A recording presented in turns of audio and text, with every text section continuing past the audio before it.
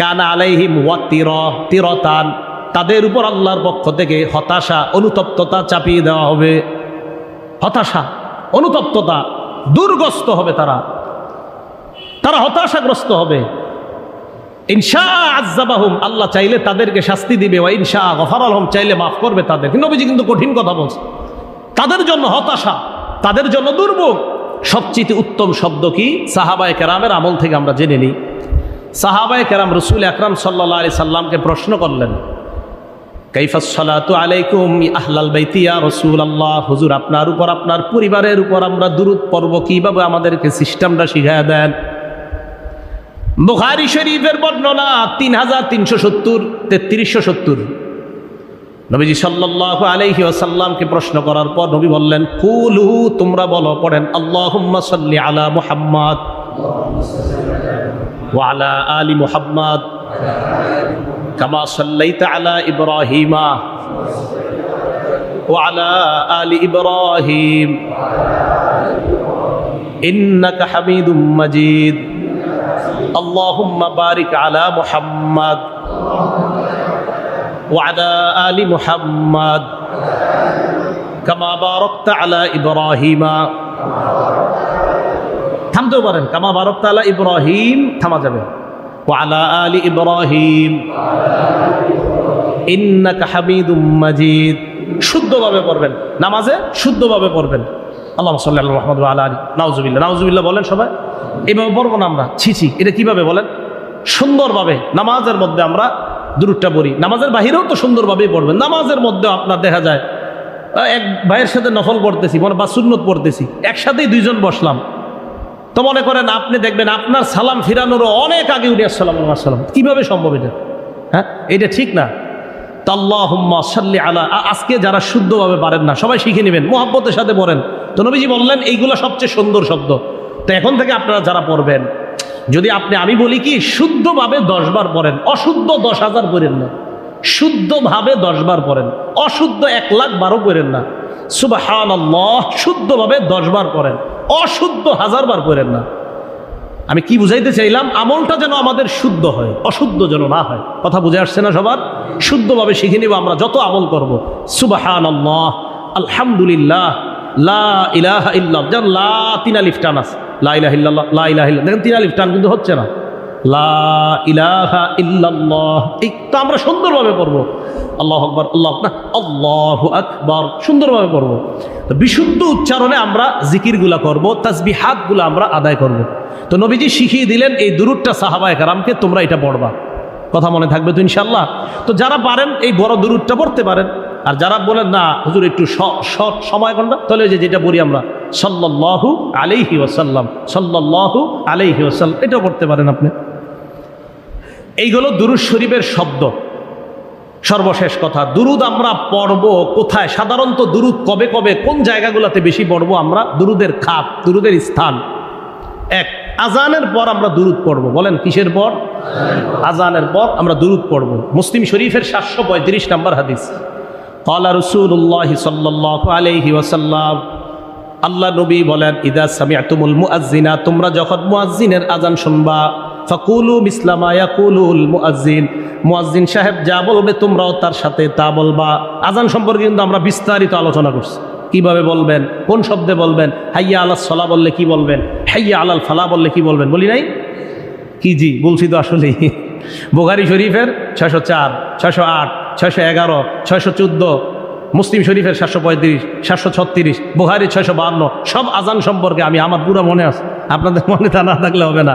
আমি বলছি কিভাবে আপনারা দুরূদ পড়বেন, কিভাবে দোয়াগুলা পড়বেন। তো যাই হোক, নবীজি বললেন মুয়াজ্জিন যা বলে তা বলবা। এরপর আজান শেষ করার পর সুম্মা সাল্লু আলাইয়া, আমার উপর তোমরা দুরূদ পড়বা।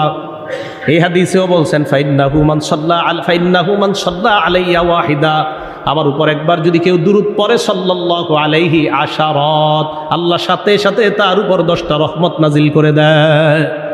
তা আজানের পরে দুরূদ পড়াও 10 রহমত কামাই করলাম, 10টা গুনাহ মাফ হইল, 10টা মর্যাদা বাড়লো। এরপরে আল্লাহুম্মা রাব্বা হাযিহিদ দাওয়াতিত তাম্মা দোয়াটা পড়ব। তাহলে 1 নাম্বার আজানের পর দুরূদ। 2, জুমার দিন, এই যে আজকের এই দিনে বেশি দুরূদ পড়া। কোন দিনে? জুমার দিনে।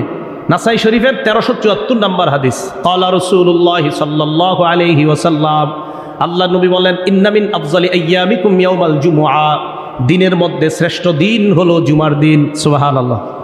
7 দিনের মধ্যে শ্রেষ্ঠ দিন কোন দিন? জুমার দিন। কেন শ্রেষ্ঠ? নবী বলেন, ফাইন্নাহু খুলিকা ফীহি আদম, এই দিনে আদম আলাইহিস সালাতু ওয়াস সালামকে সৃষ্টি করা হয়েছে। অফিহি কুবিজ, তাই আদম নবীকে শুক্রবারে তার জানটা নেওয়া হয়েছে। তাহলে আদম নবীর সৃষ্টি কিবারে? ইন্তেকাল কিবারে? শুক্রবারে। অফিহি আন-নাফাখা, এই শুক্রবারে সিংহায় ফু দেওয়া হবে। সুবহানাল্লাহ। অফিহি আস-সাইকা, শুক্রবারে কিয়ামত কায়েম হবে। বলেন, আদম নবীর সৃষ্টি কিবার?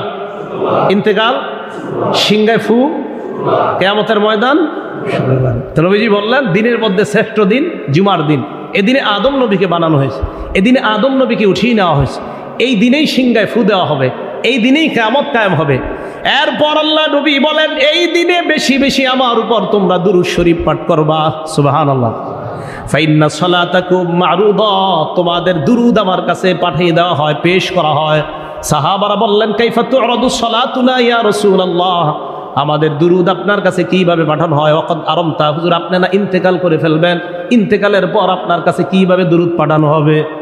নবীজি বললেন, তোমরা জানো না, ইন্নাল্লাহা হাররামা আলাল আরদি আন তাকুলা আজসাদাল আম্বিয়া, সমস্ত নবীদের যে আত্মা আছে, সমস্ত নবীদের যে দেহ আছে, এই দেহকে খাওয়া মাটির উপর আল্লাহ হারাম করে দিয়েছেন। নবীজির দেহ খেতে পারবে না মাটি, নবীদের দেহ মাটি খেতে পারে না। তো যাই হোক, রসুল আকরাম সাল্লাল্লাহু আলাইহি সাল্লাম বলেন, জুমার দিন আমার উপর বেশি বেশি দুরূদ পড়বা। তাহলে আগামী জুমার থেকে, আমরা তো নিয়মিত বেশি পড়বো যা আমল, বলেন আগামী শুক্রবারে আমাদের সবচেয়ে বেশি আমল হবে কোনটা? দুরূদ পড়া। আল্লাহ তৌফিক দান করেন। এই গেল আরেকটা খাত গেল আমাদের, যে দুরূদ পড়বো আমরা শুক্রবার দিন, বেশি বেশি দুরূদ শরীফ আমরা পাঠ করব। মজলিসের মধ্যে দুরূদ শরীফ পাঠ করা, এই মজলিসের মধ্যেও দুরূদ পাঠ করা, এটা তিরমিজি শরীফের 3480 নাম্বার হাদিস, তিরমিজি শরীফের 3480 নাম্বার হাদিস।